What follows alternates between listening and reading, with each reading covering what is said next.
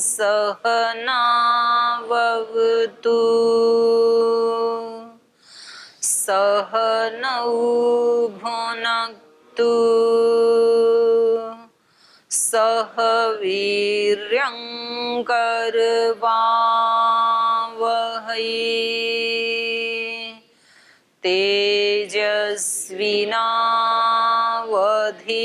तेजस्विनावधीतमस्तु मा विद्विषावहै ॐ व्रतानां व्रतपते व्रतं चरिष्यामि तच्छकेयं तन्मे राध्यताम् इदमहमनृतात् सत्यमुपैमि ॐ शान्ति शान्ति शान्तिः।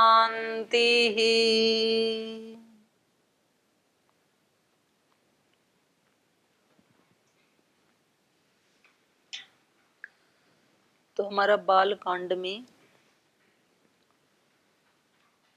जो 19 सर्ग चल रहा है, 19 तो शुरू होने वाला है, अभी तो अष्टादश सर्ग चल रहा है, इसके 3-4 श्लोक बचे हैं।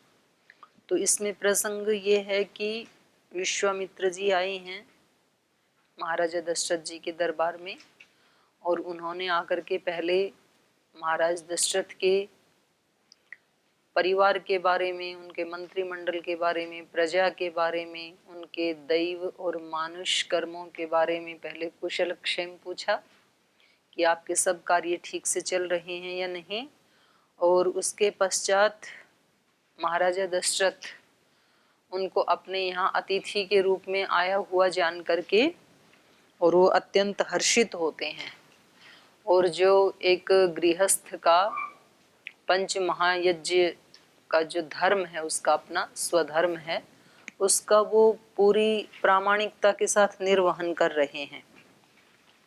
अतिथि देवो भव की जो हमारी परंपरा है, तो उसका निर्वहन कर रहे हैं कि आपके आने से मुझे ऐसे ही खुशी हो रही है जैसे किसी मरण धर्मा को अमृत की प्राप्ति हो गई हो, जैसे किसी अनुदक क्षेत्र में अच्छी सी बारिश हो गई हो, और जैसे किसी ऐसे व्यक्ति का कि जिसका सब नष्ट हो गया था उसको अत्यंत ऐश्वर्य की प्राप्ति हो गई हो।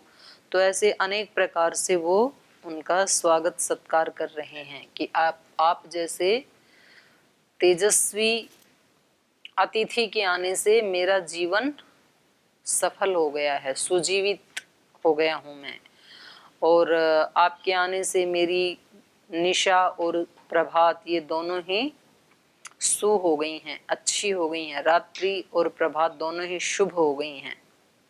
और पहले आपको राज ऋषि के शब्द में मैंने सुना था, राज ऋषि के संबोधन में आप जाने जाते थे, लेकिन आपने अपना पुरुषार्थ करके क्या कर लिया, ब्रह्म ऋषित्व को प्राप्त कर लिया। वैसे तपस्वी बहुत थे ये, गायत्री मंत्र का जाप करते थे राजा होते हुए। तो मैंने बताया ना इनका कई बार, वो ब्रह्म ऋषि कैसे बने, नए वालों को नहीं बताया, पुराने वालों को बता रखा है।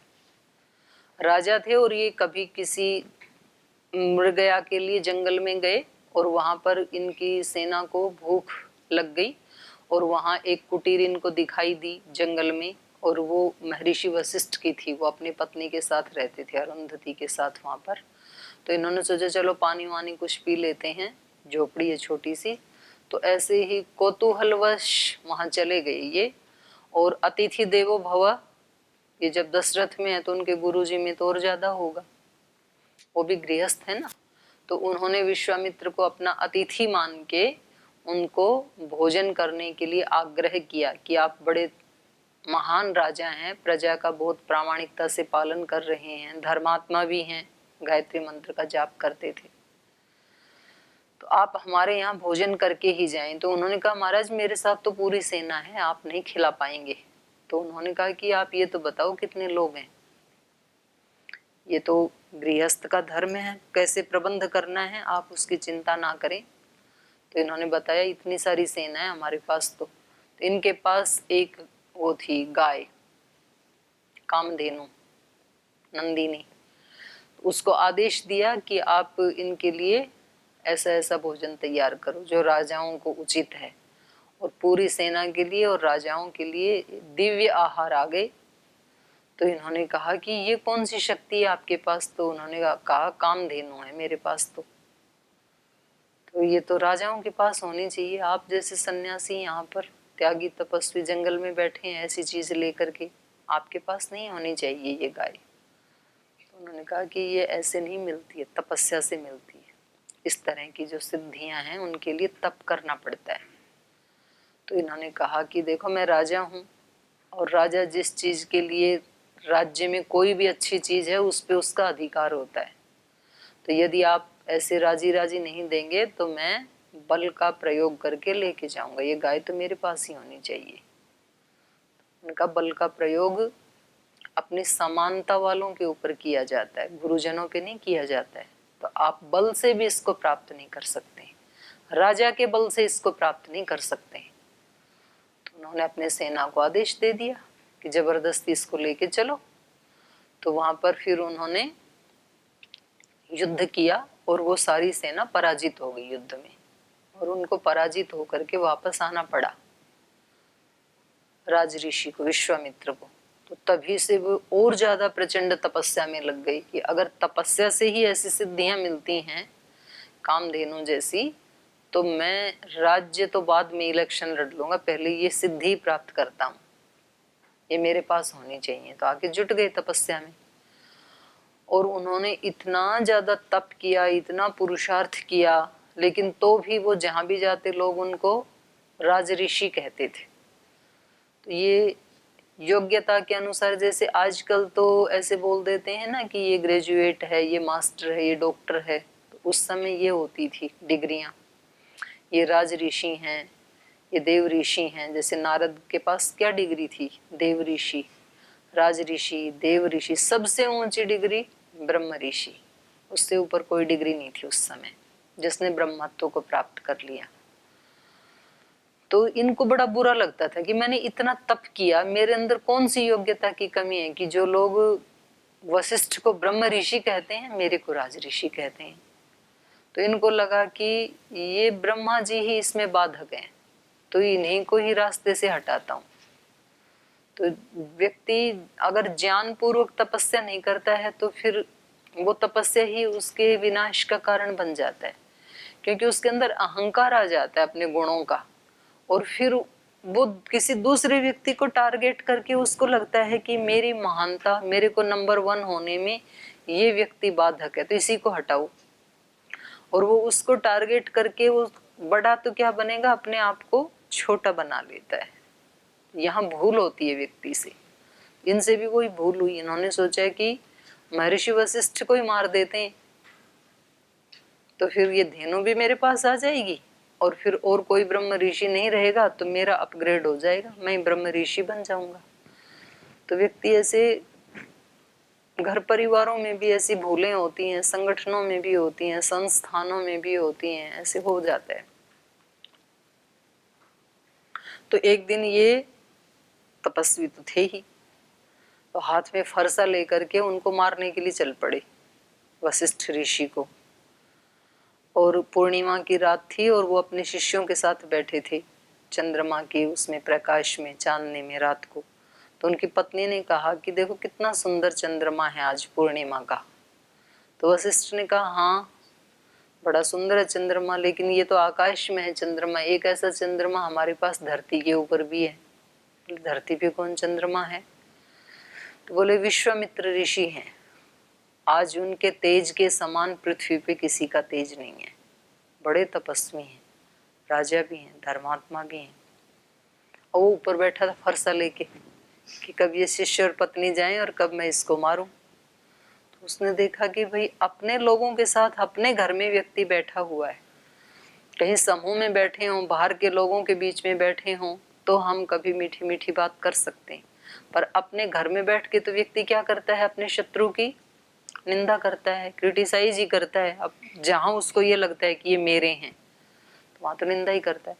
वहां भी अगर कोई व्यक्ति किसी के गुणों की प्रशंसा कर रहा है तो इसका मतलब वो सामान्य व्यक्ति नहीं है। फिर तो उसको बड़ा धक्का सा लगा कि एक तो मैं हूं जो इसको मारने के लिए आया हुआ हूं आज, और एक ये हैं कि जो अपने शिष्यों के सामने मेरी इतनी प्रशंसा कर रहे हैं। बड़ी आत्मग्लानि हुई उसको आत्मा में।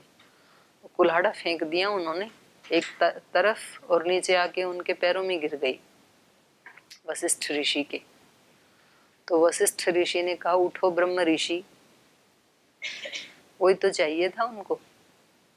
उन्होंने कहा बस इतनी ही कमी थी आप में, और तो कोई कमी थी नहीं। तप में तो, पुरुषार्थ में तो कमी नहीं थी। आपके अंदर एक द्वेष का भाव था, प्रतिशोध का भाव था, वो आज आपने रो करके निकाल दिया, तो आप हो ही ब्रह्म ऋषि। तो तब से उन्होंने ब्रह्म ऋषित्व को प्राप्त किया। तो व्यक्ति कई बार तपस्वी तो होता है, लेकिन उसके साथ साथ उसका अहंकार बढ़ जाता है, तो फिर वो किसी को कुछ समझता है, एरोगेंट हो जाता है, तो वो फिर उसको नीचे गिराने में एक निमित्त बन जाता है। जैसे रावण तो बहुत तपस्वी था, ज्ञानी भी था, लेकिन उसके साथ साथ उसको अहंकार आ गया। बलवान भी था, तब तो ऐसे वरदान सिद्धियां प्राप्त कर पाया, लेकिन उसके साथ अहंकार आ गया कि मेरे समान दूसरा कौन है, बस वही विनाश का कारण बन गया। तो यहाँ ये कह रहे हैं कि आप पहले राज ऋषि शब्द से द्योतित होते थे। पूर्वम राजर्षि शब्देन तपसा द्योतित प्रभ। राज ऋषि शब्द के द्वारा भी आपने तपस्या के द्वारा अपने तप को द्योतित किया। राज ऋषि रहते हुए भी आप बड़े तपस्वी रहे हैं।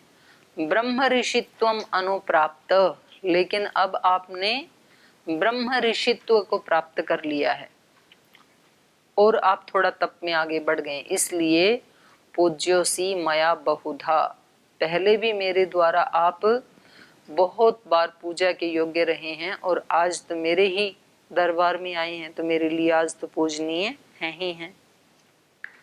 तद अद्भुतम अभूत विप्रः पवित्रम परमम ममा। तो हे विप्र, एक ब्रह्म ऋषि को अपने अतिथि के रूप में प्राप्त करके तद अद्भुतम परमम पवित्रम अभूत, मेरा ये सारा राज्य ही एक अद्भुत रूप से परम पवित्र हो गया है। आपका आगमन इसने मेरे को बहुत पवित्र कर दिया है, मेरे पूरे साम्राज्य को ही पवित्र कर दिया है। शुभ क्षेत्रगतश्चाहं तव संदर्शनात् प्रभो, ब्रूहि यत् पार्थिवं तुभ्यं कार्यम् आगमनं प्रति। इच्छानो गृहीतोऽहं तदर्थं परिवृद्धये, कार्यस्य न विमर्शं च गन्तुम् अर्हसि सुव्रतः। कर्ता च हम अशेषेण दैवतं हि भवान् मम। मम चायं मनो प्राप्तो महानभ्युदयो द्विज। तवागमनमज कृत्सनो धर्मश्चानुत्तमो द्विज। इति हृदय सुखं निशम्य वाक्यं श्रुति सुखात्मवता विनीतमुक्तम्। प्रथित गुणयशा गुणैर्विशिष्टः परम ऋषि परमं जगाम हर्षम्। शुभ क्षेत्र गतश्चाहम, और मैं कैसा हो गया, शुभ क्षेत्र गतः, शुभ स्थानों में गया हुआ। शुभ स्थान तीर्थ स्थान होते हैं, और तीर्थ यात्रा करके व्यक्ति अपने आप को पवित्र समझता है, इसीलिए तो करते हैं। कोई 4 धाम की यात्रा करते हैं, कोई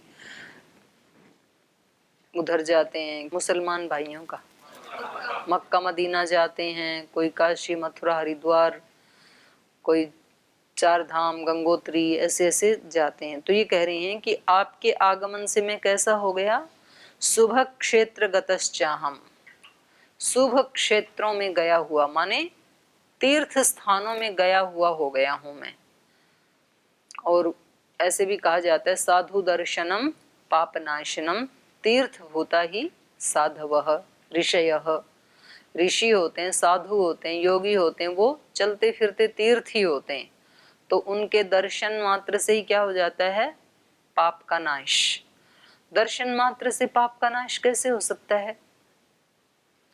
पाप जो हमने किए हैं अगर वो किसी ऋषि के दर्शन से ही नाश हो जाए तो ये तो फिर बहुत सरल तरीका है। तो क्या अभिप्राय है इस वाक्य का? फिर उनके जीवन को देख करके इस व्यक्ति के जीवन की दिशा बदल जाती है कि एक तो मेरा जीवन है तो कैसे मैं उलझ पुलझ रहता हूँ, बाहर निकल ही नहीं पाता हूँ, और एक इन योगियों का जीवन है, धर्मात्माओं का जीवन है, कैसे धन्य कर रहे हैं अपने जीवन को, संतुष्ट रहते हैं, शांत रहते हैं, प्रसन्न रहते हैं, सुखी रहते हैं, औरों को भी सुख देते हैं, एक एक कदम दिव्यता की तरफ आरोहण कर रहे हैं। तो मुझे भी ऐसे ही करना चाहिए। तो ऐसे उसके जीवन को दिशा मिल जाती है, तो इसलिए उसके पाप का नाश हो जाता है। फिर तो इस रूप में है वो वाक्य। तो यहाँ इन्होंने कहा शुभ क्षेत्र गतश्चाहम, मैं कैसे हो गया हूँ? जैसे कि कोई तीर्थ यात्रा करके आया हूँ, क्योंकि आप स्वयं तीर्थ ही मेरे घर में आ गए हैं। तव दर्शनात् प्रभो, हे प्रभो आपके दर्शन से मानो मैंने घर बैठे ही सब तीर्थों का फल पा लिया है। ब्रूहि यत् पार्थितम तुभ्यः कार्य आगमनम प्रति, इसलिए प्रार्थितः प्रार्थना करने वाले आपको तुभ्यम कार्य आगमनम प्रति ब्रूहि, जिस प्रयोजन से आप आए हैं वो प्रयोजन आप मुझे बताइए, क्योंकि आपके आगमन से मैं अत्यंत अपने आप को आभारी महसूस कर रहा हूँ, खुश नसीब अपने आप को मान रहा हूँ, और सारे तीर्थ ही जैसे मेरे घर में आ गए ऐसे मैं मान रहा हूँ आपके आगमन को। तो आप अपना आने का प्रयोजन मुझे बताइए। इच्छामि नो गृहीतोऽहं त्वदर्थं परिवृद्धये कार्यस्य न विमर्शं च गन्तुम् अर्हसि सुव्रत। हे सुव्रत, अनुगृहीतोऽहं, आपके आने से मैं अनुगृहित हो गया हूँ। आप भी बोलते हैं ना अनुगृहीतास्म, हम अनुगृहित हुए। कोई बड़ा व्यक्ति आता है, आपको आशीष देता है, कुछ अच्छी बातें बताता है, तो फिर आप क्या कहते हैं जाते समय? वयम नमामः अनुगृहीतास्मः। और अकेला बोले तो अहम नमामि अनुगृहीतास्मि। तो ऐसे ये कह रहे हैं अनुगृहीतो हम, मैं अनुगृहित हो गया हूँ। त्वदर्थम अहम परिवृद्धये इच्छामि, आपके लिए कुछ करके मैं परिवृद्धये इच्छामि, बढ़ने की इच्छा करता हूँ। माने आप जिस प्रयोजन से आए हैं वो प्रयोजन मैं पूरा करूंगा तो इससे मेरी वृद्धि होगी। परिवृद्धये माने मेरी अपनी वृद्धि के लिए, मेरी अपनी वृद्धि के लिए, मेरे पुण्य को बढ़ाने के लिए मैं आपका वो प्रयोजन पूरा करना चाहता हूँ। त्वदर्थम इच्छामि, मैं आपके लिए कुछ करना चाहता हूँ, आपकी उस इच्छा को पूरा करना चाहता हूँ। तो जब हम दूसरों की सहायता करते हैं, दूसरों के प्रयोजन को पूरा करते हैं, तब वो व्यक्ति बढ़ता है कि हम बढ़ते हैं? दोनों बढ़ते हैं, वो भी तो बढ़ता है। आप जब यज्ञ में घी डालते हो तो यज्ञ बढ़ता है कि आप बढ़ते हो? दोनों बढ़ते हैं, यज्ञ भी बढ़ता है, आप भी बढ़ते हैं। देना छोड़ देते हैं तो दोनों घटते हैं, दोनों का ही रुक जाता है। फिर तो शुभ कर्म करने से ये भी सोचना चाहिए, नहीं तो व्यक्ति में फिर घमंड नहीं आता है। किसी को दान दिया, किसी की सेवा की, किसी रोगी की सेवा की, तो अगर व्यक्ति को ये है कि इससे तो मैं इसको नहीं बढ़ा रहा हूँ, अपने आप को ही बढ़ा रहा हूँ, तब तो अहंकार नहीं आएगा, क्योंकि मैं अपने लिए कर रहा हूँ। और यदि केवल उसी को बढ़ा रहा हूँ ऐसी यदि भावना आ गई तो फिर अहंकार आने से अपनी वृद्धि रुक जाएगी। फिर तो इसलिए ये कह रहे हैं त्वदर्थम परिवृद्धये अहम अनुगृहीतो इच्छामि। अनुगृहीतो अहम, मैं अनुगृहित हो गया आपके आने से, और आपके लिए मैं कुछ करूं। त्वदर्थम इच्छामि, आपके लिए करना चाहता हूँ। क्यों? परिवृद्ध, ये अपनी बढ़ोतरी के लिए। कार्यस्य न विमर्शम च गंतुम अर्हसि सुव्रत, हे सुव्रत, हे अच्छे व्रतों का पालन करने वाले व्रतधारी, आप विमर्शम न गंतुम अर्हसि, कार्यस्य, इस कार्य के लिए जो आप प्रयोजन लेके आए हैं उसमें आप संशय करने के योग्य नहीं हैं। मतलब आप जो मांगेंगे वो मैं निश्चित रूप से आपको देने वाला हूँ। तो आप ये डाउट ना करें कि भाई मांगूं कि ना मांगूं, देंगे कि नहीं देंगे। विमर्श मतलब संशय। विमर्शम न गंतुम अर्हसि, आप संशय करने योग्य नहीं है, माने संशय को प्राप्त ना हो, आप संशय न करें, क्योंकि मैं आपके कार्य को अवश्य पूरा करूंगा अपनी वृद्धि के लिए। कर्ता च हम अशेषेण दैवतम ही भवान मम, मम चायमनु प्राप्तो महान अभ्युदयो द्विज, तवागमन ज कृत्स्नो धर्मश्चानुत्तमो द्विज। अहम अशेषेण कर्ता, मैं संपूर्ण रूप से आपके उस प्रयोजन को पूरा करने वाला कर्ता बनना चाहता हूँ, बनूंगा। क्योंकि दैवतम ही भवान मम, आप मेरे अतिथि देवता हैं। अतिथि तो देवता ही होता है।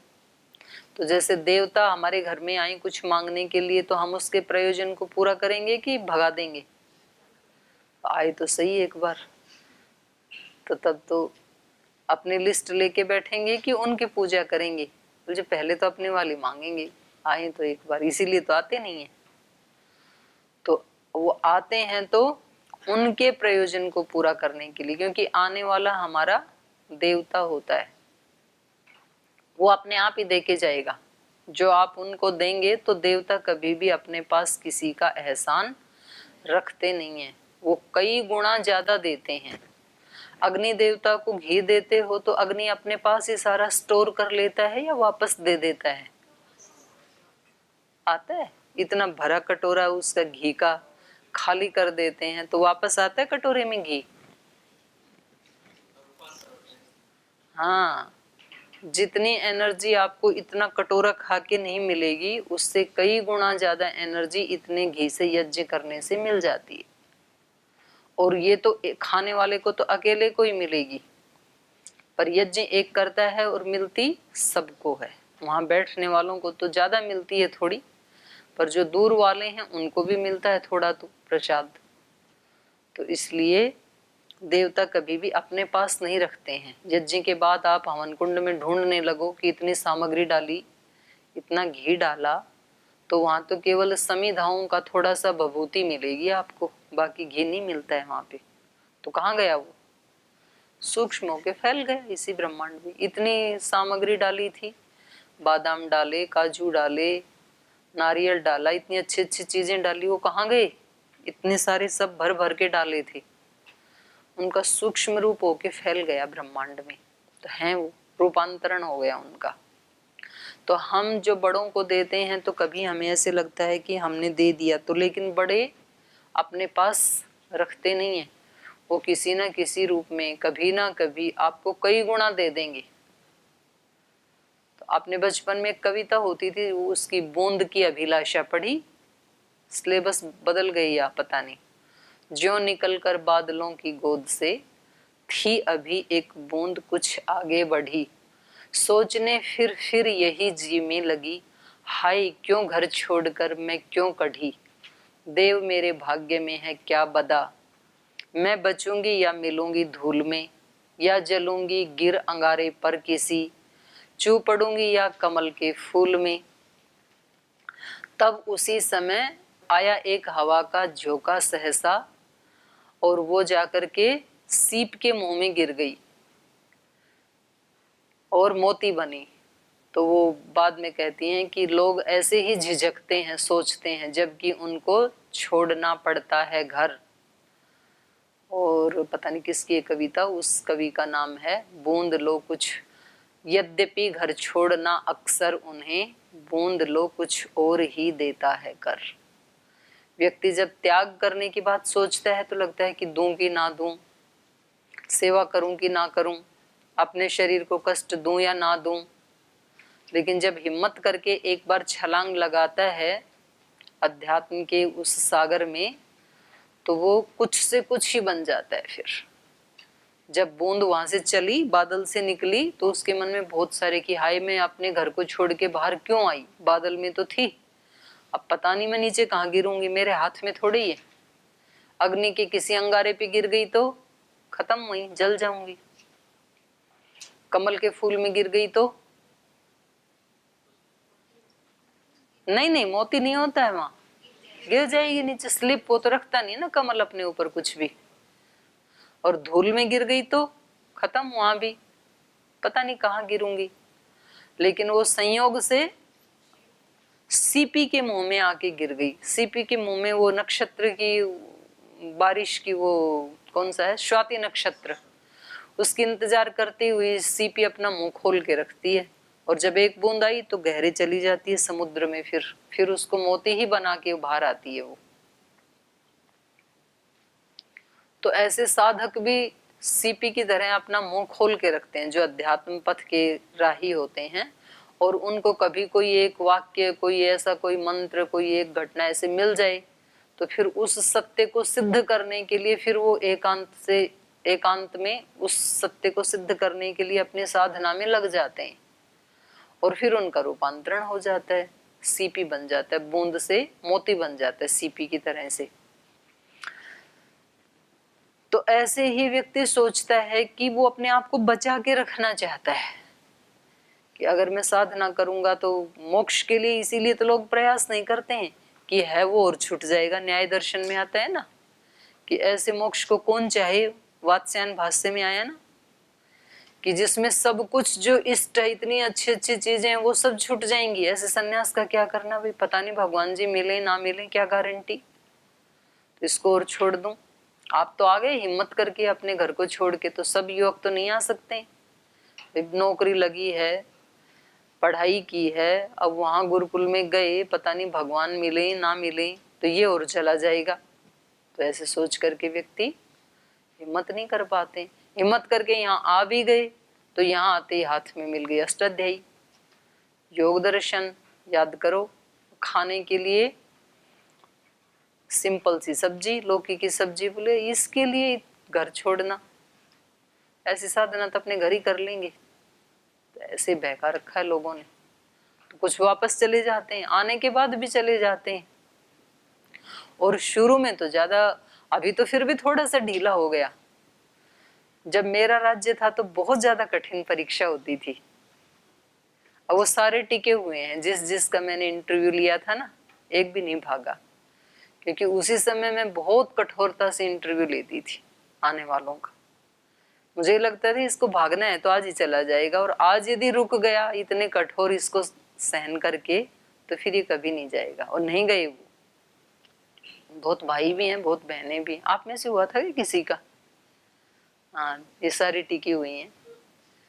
तो इनको बहुत भगाने की कोशिश की, इनको डराने की कोशिश की, तो क्यों आना चाहते हो इस मार्ग में? बोल जी पता नहीं क्या क्या उत्तर दिए, मैं तो भूल गई। अब प्राय उत्तर ये देते हैं कि महान काम करना है। तो इनका अच्छा, गृहस्थ वाले लोग महान काम नहीं करते क्या? कितने ऊंचे ऊंचे ऋषि हुए ना वहां भी, तो हमारे तो सारे महापुरुष गृहस्थ थे, तो आप क्यों आते हो यहाँ? तो सारा का सारा इंटरव्यू होता है कि तुम भागो यहाँ से, उस व्यक्ति को कंफ्यूज करना। लेकिन जो फिर उसमें टिका रहा, इसका मतलब फिर उसकी प्यास है, ये माना जाएगा। तो लोग थोड़े थोड़े प्रतिकूलताओं से फिर भाग भी जाते हैं। यहाँ जल्दी उठना पड़ता है, खाना अच्छा नहीं मिलता है। बाद में पता लगा कि नहीं, यहाँ तो जलेबी भी खिलाई जाती हैं, तब नहीं खिलाई जाती, समोसे भी खिलाई जाते हैं, बाद में पता लगा वो तो